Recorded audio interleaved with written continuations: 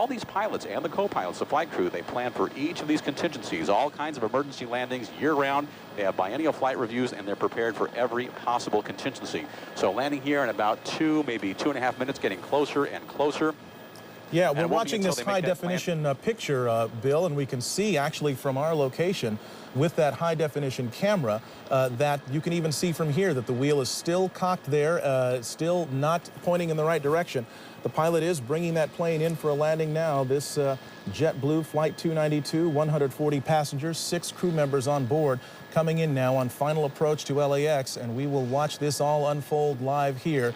What is hoped for, the best possible scenario, is that the thing straightens out and it just lands normally on the runway. Or it could end up with the nose skidding down that 12,000-foot runway at LAX. But there is so much equipment there, Michelle. They've got the cavalry out there, it seems like. They've got it covered from the air, from the ground. They've got fire trucks, ambulances.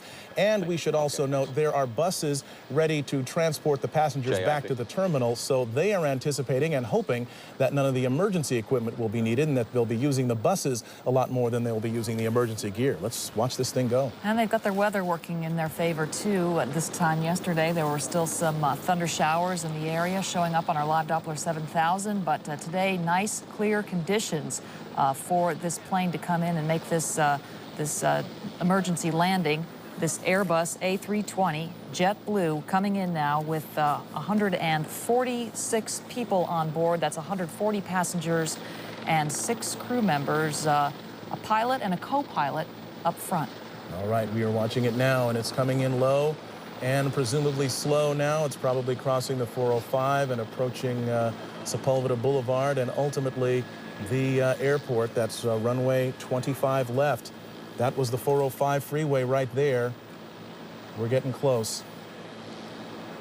25 left, as Mark pointed out, the longest runway at LAX, the one they want to use for emergency landings if they can. And here it comes in now, this JetBlue Flight 292 with that front nose gear pointed sideways.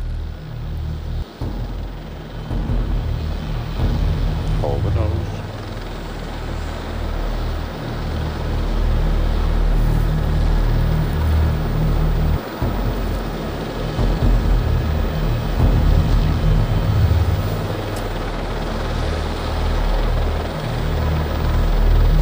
Smoke, but so far it's still intact.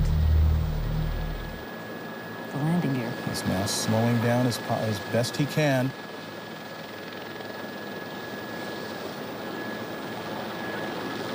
End of the runway. Mighty strong landing gear here. That's the tires burning out there. All right. Best of all possible scenarios, it did not collapse. The chin gear, or the chin of that aircraft did not skid down the runway. It has come to a complete stop. They will now have to evacuate the passengers off that aircraft, but they're doing it with the nose gear still in place, albeit with the tires burned away and gone, but you can see no indications of any fire on board this aircraft. It appears that this has all come to a very safe conclusion. We can guess now that the emergency equipment is heading in that direction. Bill Thomas in Air 7, what are you seeing? Absolutely. Emergency crews are in position now. They are approaching the aircraft. You just saw them execute that soft field landing. Land as slow as you can without stalling the aircraft.